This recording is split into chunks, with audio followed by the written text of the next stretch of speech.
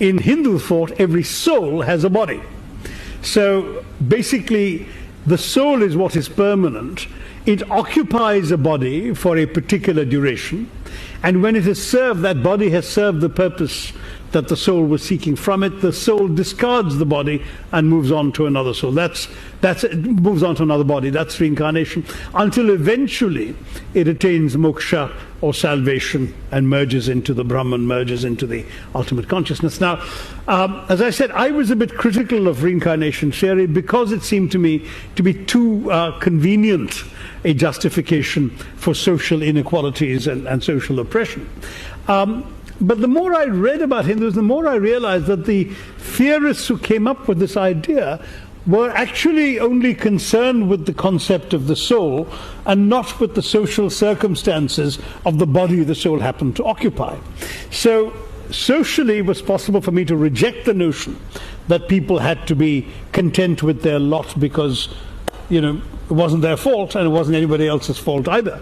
And I could intellectually argue that indeed there are things you can and should do to change your fate on this planet, while at the same time appreciating the conceptual notion that the permanence of the soul is the sustaining thought. Because, for example, that idea is far more easy to reconcile. The Hindu idea of God and of the divine is far more easy to reconcile with what we see around us in the world than the ideas in other faiths of really a beneficent, omniscient, all-knowing, kind-hearted God who seems to nonetheless allow suffering on this earth. Because the failure, it seems to me, of that kind-hearted God to cure suffering throws up real questions about the kind-heartedness of that beneficent God. Whereas in Hinduism, God is present everywhere. God is present in your suffering and in your pain, and God is present in your happiness and your success.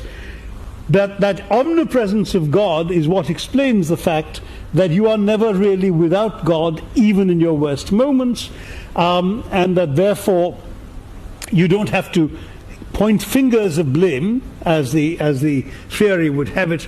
You would have to live with the notion that the divine incorporates negatives as well as positives. The idea of hellfire and eternal damnation really doesn't exist in Hinduism, because ultimately the idea of hell implies there is a place where God is not. Yeah. And that's not possible, because God is everywhere or God would not be God. So this idea of